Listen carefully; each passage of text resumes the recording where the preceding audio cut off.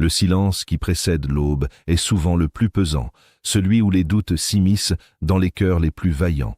Pourtant, c'est précisément dans cette obscurité que le ciel prépare son plus grand éclat. Pourquoi certains attendent-ils toute une vie une délivrance qui semble ne jamais venir? Quand l'invisible décide-t-il enfin de briser les chaînes du visible pour instaurer un règne de justice? Comme un fleuve qui sort de son lit après des années de sécheresse, la grâce divine vient de franchir le seuil de votre existence. Ce n'est pas une simple coïncidence, mais l'aboutissement d'un décret céleste. Nous ne parlons pas ici d'une petite amélioration, mais d'une victoire historique, celle qui redéfinit votre lignée, votre nom et votre futur. L'heure de la stagnation est révolue. Le sourire du Créateur s'est posé sur votre parcours, car vous avez tenu bon là où beaucoup auraient renoncé. Préparez-vous, car ce que vous allez entendre va réaligner votre esprit avec votre destinée royale. Cette transition ne relève pas de la chance, mais d'une ingénierie souveraine minutieusement orchestrée dans les lieux secrets. Jean 15, 16. Ce n'est pas vous qui m'avez choisi, mais moi, je vous ai choisi et je vous ai établi afin que vous alliez et que vous portiez du fruit et que votre fruit demeure. L'élu n'est pas celui qui a couru le plus vite, mais celui sur qui le regard du roi s'est arrêté avec une intention spécifique. L'analyse profonde de ce choix révèle que votre résistance durant la nuit n'était pas vaine. En réalité, chaque lerme versée servait de semence à cette récolte de grâce qui s'abat aujourd'hui. L'implication future est claire, vous quittez le régime de la survie pour entrer dans celui de la gestion de l'abondance. Comme Joseph, qui n'a pas seulement été libéré de prison, mais a été propulsé au sommet de l'Égypte, votre victoire historique entraîne une restructuration totale de votre sphère d'influence. La grâce ne vient pas vous consoler, elle vient vous couronner. Le personnage de David incarne parfaitement cette métamorphose radicale. Oublié par son père lors de la visite du prophète, il était l'élu caché derrière les troupeaux. 1 Samuel 16, 11, 12. Puis Samuel dit à Isaïe, « Sont cela tous tes fils ?» Et il répondit, « Il reste encore le plus jeune, mais il fait paître les brebis. » Alors Samuel dit à Isaïe, « Envoie-le chercher, car nous ne nous placerons pas à table avant qu'il ne soit venu. » Cette scène démontre que lorsque le moment de grâce arrive, l'univers entier est mis en pause jusqu'à ce que l'élu prenne sa place. L'implication pour vous est monumentale. Le protocole céleste a été activé pour vous faire sortir de l'anonymat. Ce changement n'est pas une simple émotion, c'est un basculement de pouvoir juridique dans le monde spirituel.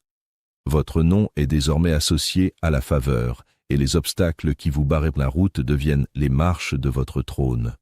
Comprendre cette élection nécessite une introspection sur la nature même de la patience. Jacques 1, 4. Mais il faut que la patience accomplisse parfaitement son œuvre, afin que vous soyez parfait et accompli, sans faillir en rien.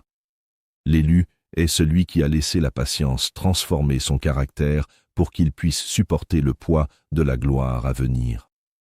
L'analyse complexe de votre parcours montre que les retards étaient des protections. Si la victoire était arrivée avant que votre cœur ne soit prêt, elle vous aurait écrasé. Aujourd'hui, parce que vous avez été forgé dans le creuset de l'attente, vous possédez la structure nécessaire pour diriger cette nouvelle saison. L'implication future est que votre stabilité ne dépendra plus des circonstances extérieures, car votre racine est désormais ancrée dans le décret immuable du Créateur qui a décidé de sourire à votre persévérance. L'étreinte du chaos et la naissance des diamants spirituels. Le monde semble aujourd'hui plongé dans une cacophonie de désespoir. Partout, les bruits de guerre, les crises économiques et l'érosion des valeurs créent un climat d'incertitude permanente. Pour beaucoup, la vie est devenue une succession de luttes invisibles contre des géants sans visage. La peur du lendemain, la solitude au milieu de la foule, et cette sensation épuisante de ramer à contre-courant sans jamais atteindre la rive. Vous regardez autour de vous et vous voyez des promesses non tenues, des rêves qui se sont effrités sous le poids des responsabilités. Le sentiment d'être oublié par la Providence est devenu le fardeau quotidien de millions d'âmes. Dans cette ère du paraître, l'élu se sent souvent étranger. Vous avez porté des fardeaux que personne n'a vus. vous avez pleuré des larmes que seul le sol a recueillies. La situation actuelle n'est pas seulement matérielle, elle est spirituelle. C'est une saison de compression où l'ennemi de nos âmes tente de nous faire croire que le ciel est d'airain. Mais ce contexte de crise est en réalité le théâtre parfait pour une intervention surnaturelle. La tension est à son comble, car nous sommes à la fin d'un cycle de douleur. La saturation du chaos est le signe précurseur de l'ordre divin. Votre fatigue n'est pas un signe de fin, mais le symptôme que vous avez puisé jusqu'au bout de vos forces humaines pour laisser place à la force de Dieu. L'histoire se souvient rarement des périodes de calme. Elle honore ceux qui ont traversé la tempête pour enfanter une ère nouvelle. Vous êtes au point de rupture, là où la pression transforme enfin le charbon en diamant. L'exemple de Jérémie illustre cette situation de tension extrême où l'élu doit porter une vérité impopulaire dans un contexte de déclin national. Jérémie 1,19 « Ils te feront la guerre, mais ils ne te vaincront pas, car je suis avec toi pour te délivrer, dit l'Éternel. » L'approfondissement de son récit nous montre que la persécution et l'incompréhension ambiante ne sont que des validations de l'appel divin. Dans notre monde moderne, l'élu subit une pression mentale sans précédent, une tentative de formatage par la peur. Cependant, l'implication spirituelle de ce conflit est le renforcement de votre armure intérieure. Plus le monde devient sombre, plus la moindre lueur émanant d'un élu devient un phare directionnel. Vous ne subissez pas le contexte, vous êtes le remède que le ciel injecte dans cette période de l'histoire pour contrer le poison du désespoir.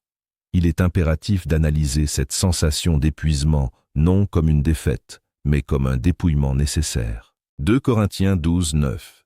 Et il m'a dit, « Ma grâce te suffit, car ma puissance s'accomplit dans la faiblesse.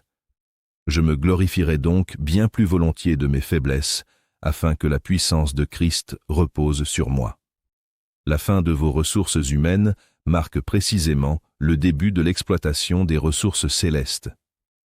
L'élu, contrairement à la masse qui cherche des solutions horizontales, doit lever les yeux vers le sommet de la montagne.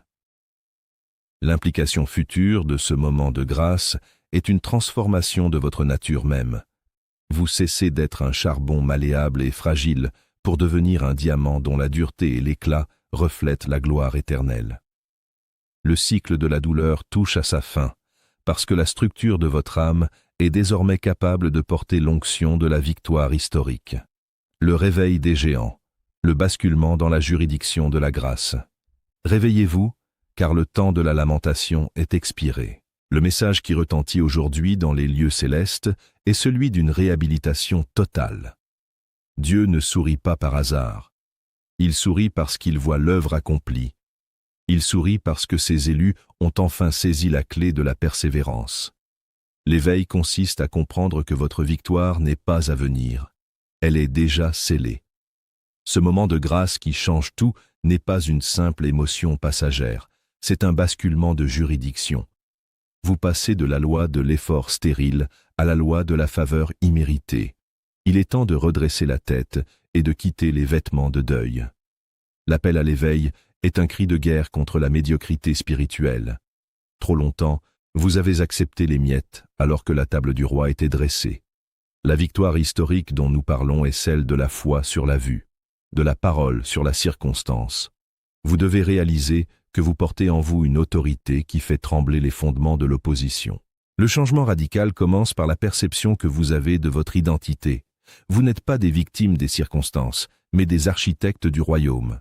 La grâce n'est pas une excuse pour la passivité, c'est le carburant d'une action déterminée. Le ciel a validé votre parcours, les anges ont pris position et l'ordre de marche a été donné. Ce basculement est une invitation à entrer dans votre pleine stature d'élu, conscient que le Créateur a mis son approbation sur vos mains. Cette transition juridique est soutenue par une autorité légale immuable. Éphésiens 2:6. Il nous a ressuscités ensemble et nous a fait asseoir ensemble dans les lieux célestes en Jésus-Christ. L'analyse profonde de ce verset révèle que l'élu ne combat pas pour obtenir la victoire, mais il opère depuis une position où la victoire est déjà un fait accompli. L'éveil n'est pas une accumulation de nouvelles connaissances, mais une reconnaissance de votre emplacement spirituel. L'implication future est un changement total de votre fréquence opératoire. Vous ne priez plus pour que les portes s'ouvrent. Vous parlez avec l'autorité de celui qui possède les clés. Ce basculement de conscience désarme instantanément les stratégies d'intimidation de l'ennemi. En comprenant que vous êtes assis avec le roi, la peur de l'échec s'évapore pour laisser place à une audace de conquérant. Il est crucial d'analyser le concept de la faveur imméritée non comme un laissez-passer pour l'inertie, mais comme un moteur de précision. Romains 5,17. Si par l'offense d'un seul la mort a régné par lui seul, à plus forte raison ceux qui reçoivent l'abondance de la grâce et du don de la justice régneront-ils dans la vie par Jésus-Christ lui seul. L'idée clé ici est que la grâce vous qualifie pour régner. L'élu qui s'éveille comprend que ses mains sont désormais ointes pour bâtir des empires, restaurer des nations et instaurer des solutions divines dans des domaines techniques ou sociaux. L'implication future de cet appel est une influence qui dépasse les murs des églises. Vous devenez un architecte de solutions, un porteur de réponses prophétiques pour une société à l'agonie. Le sourire de Dieu sur vous est le signal que le temps de la préparation est fini et que celui de la manifestation de votre autorité royale a commencé. Le sanctuaire du silence, l'alchimie de la métamorphose intérieure. Prenez un instant pour regarder à l'intérieur de vous-même. Combien de fois avez-vous failli abandonner? Combien de fois avez-vous murmuré dans l'ombre? Jusqu'à quand, Seigneur? Cette introspection n'est pas là pour vous culpabiliser, mais pour vous faire mesurer le chemin parcouru. Votre endurance a été votre plus grande prière. La victoire qui s'annonce ne serait pas aussi savoureuse si elle n'avait pas été forgée dans le feu de l'épreuve. Posez-vous cette question fondamentale. Qui êtes-vous devenu à travers ce silence divin? Le caractère se forge dans l'attente. Si la réponse était venue plus tôt, auriez-vous eu la structure nécessaire pour porter la gloire qui arrive? Souvent, nous demandons des bénédictions, alors que nous ne sommes pas encore prêts à en gérer l'impact. Ce moment de grâce est le signe que votre cœur a été purifié, que votre ego a été brisé et que votre volonté s'est enfin alignée sur celle du Père. La véritable introspection nous mène à la gratitude avant même la manifestation. C'est dans ce sanctuaire intérieur que le changement commence. Reconnaissez vos faiblesses, non pas comme des échecs, mais comme des espaces que la grâce divine s'apprête à remplir.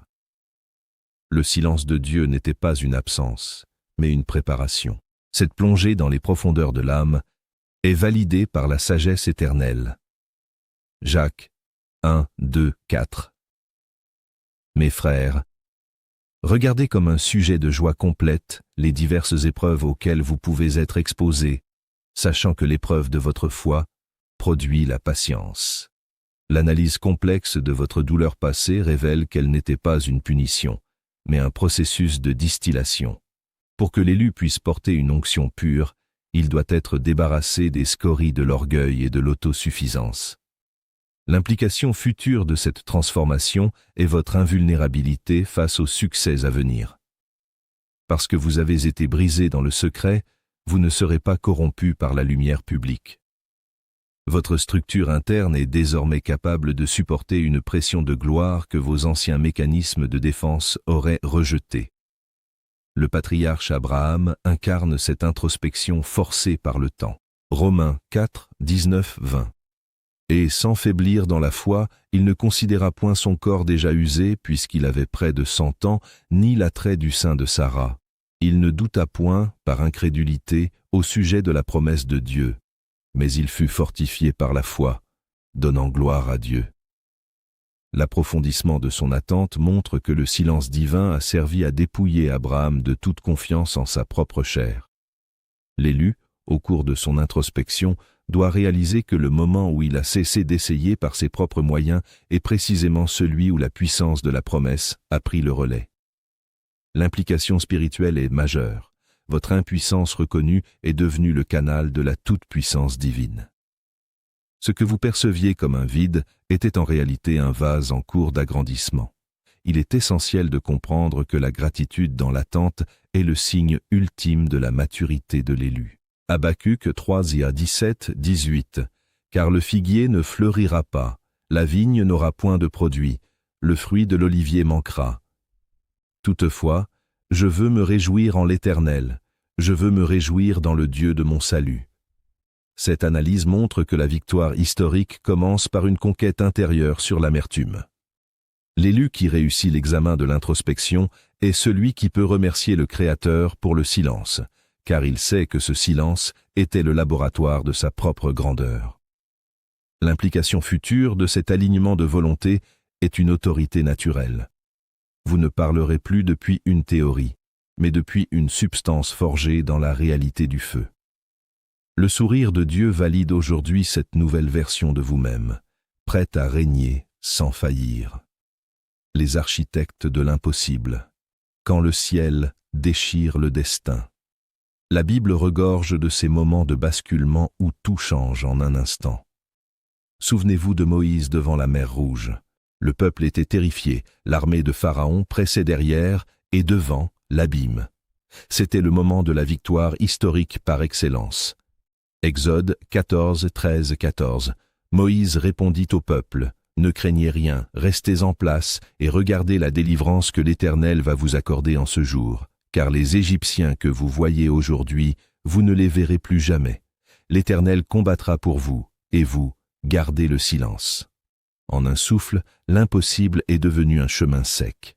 Pensez à l'apôtre Matthieu, collecteur d'impôts méprisé, dont la vie a basculé sur un simple mot, « Suis-moi ». Une seconde, il était un paria. La seconde d'après, il devenait un témoin éternel de la grâce.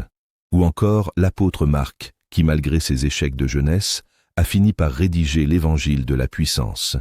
Ces hommes n'étaient pas parfaits, ils étaient élus. Leur victoire n'est pas venue de leur force, mais de leur réponse à l'appel. Dans les prophéties d'Ésaïe, il est dit que Dieu fera une chose nouvelle, qu'elle est sur le point d'arriver. Cette chose nouvelle, c'est votre saison actuelle. Comme Joseph sortant de prison pour le trône en un seul jour, votre transition sera brutale, divine et incontestable. Le personnage de Gédéon offre un approfondissement fascinant sur l'identité de l'élu face à ses complexes. Juges 6:12. L'ange de l'Éternel lui apparut et lui dit « L'Éternel est avec toi, vaillant héros. » À ce moment précis, Gédéon se percevait comme le plus petit dans la plus pauvre des familles.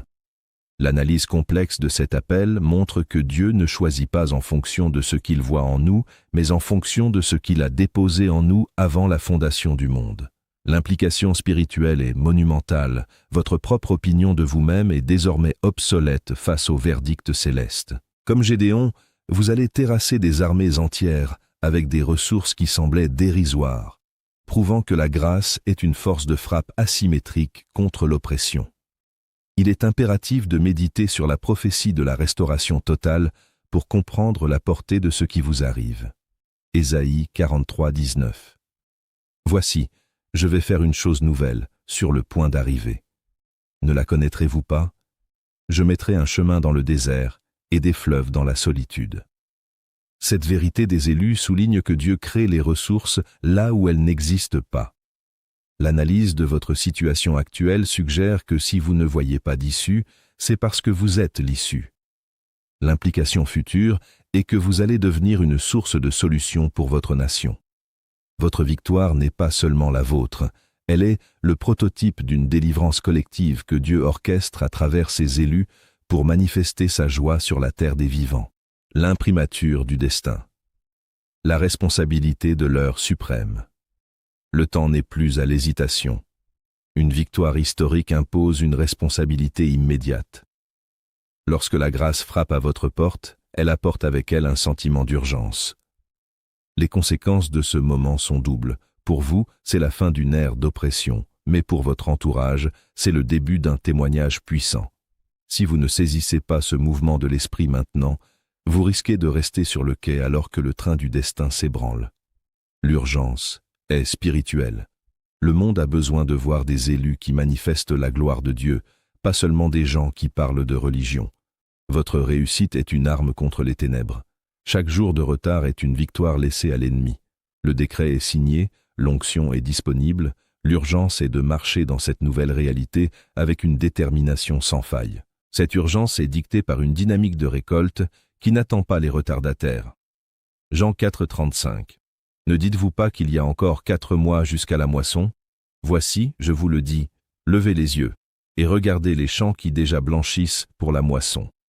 L'analyse complexe de ce texte révèle que l'élu doit synchroniser son horloge interne sur le tempo du ciel et non sur celui des hommes. L'implication future est capitale. Tout retard dans votre obéissance crée un vide que les ténèbres s'empressent d'exploiter. En acceptant votre victoire historique aujourd'hui, vous devenez une barrière spirituelle contre le chaos ambiant. Votre élévation n'est pas un luxe personnel, c'est une nécessité stratégique pour l'équilibre de votre génération. Il est impératif d'analyser le coût de la passivité dans cette saison de basculement. Matthieu 25, 10. Pendant qu'elles allaient en acheter, l'époux arriva.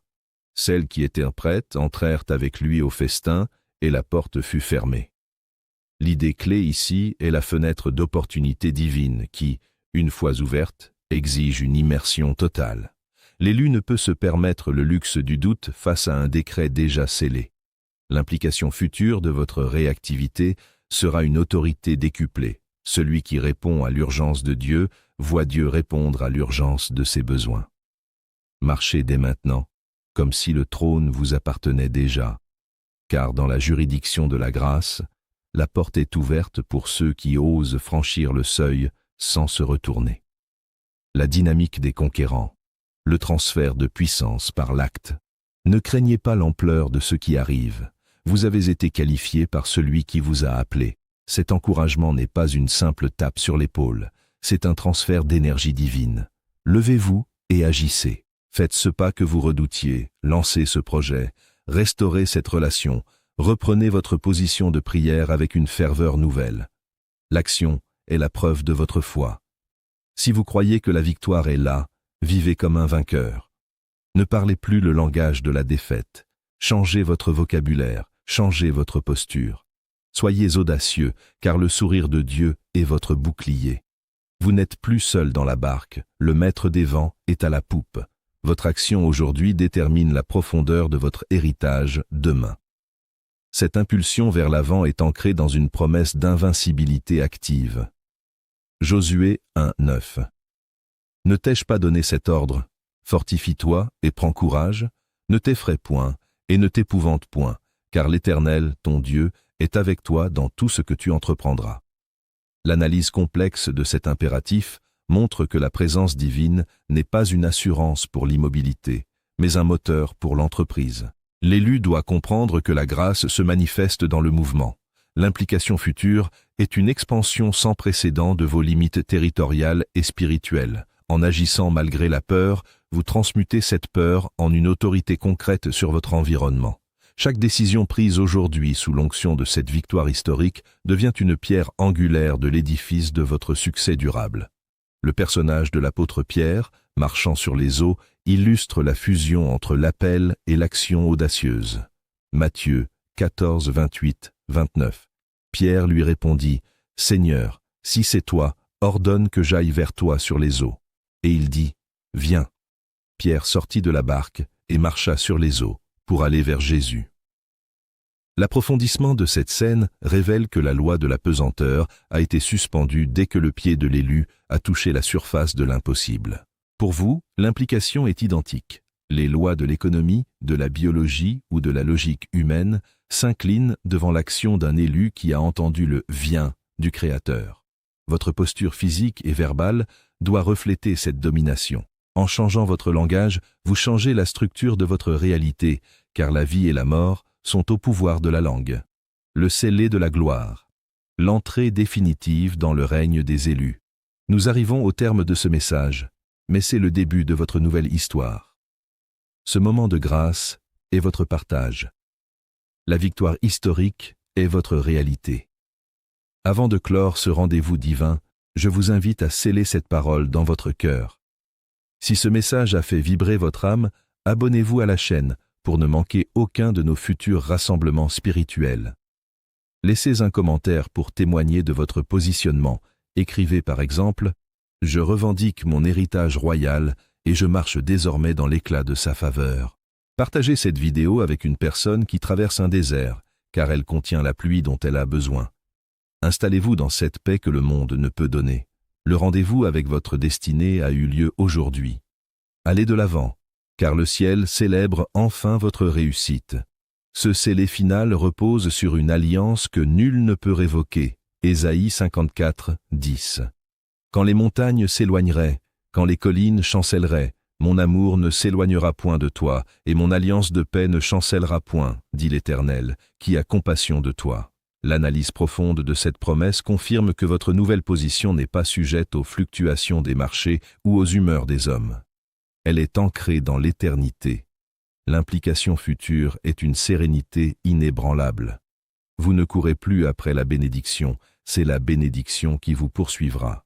En vous abonnant et en vous connectant à cette communauté d'élus, vous maintenez l'huile de votre lampe à un niveau de combustion maximal pour éclairer les ténèbres de ce siècle. Le personnage de l'apôtre Paul illustre cette fin victorieuse qui n'est qu'un passage vers une gloire supérieure. 2 Timothée 4, 7, 8. J'ai combattu le bon combat, j'ai achevé la course, j'ai gardé la foi. Désormais la couronne de justice m'est réservée. Le Seigneur, le juste juge, me la donnera dans ce jour-là. L'approfondissement de cette vérité montre que pour l'élu, chaque fin d'étape est le couronnement d'une fidélité. L'implication spirituelle de votre engagement aujourd'hui est le marquage de votre territoire. En partageant cette lumière avec ceux qui souffrent, vous agissez comme un canal de la grâce souveraine, multipliant ainsi votre propre onction. Le ciel ne se contente pas de vous regarder, il vous acclame. Il est crucial d'analyser cet appel final comme un acte de naissance spirituelle. Jean 1, 12, 13.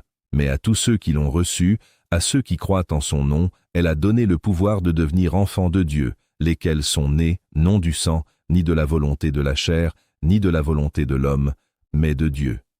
L'idée clé est que votre victoire est génétique, inscrite dans votre nouvelle identité d'élu.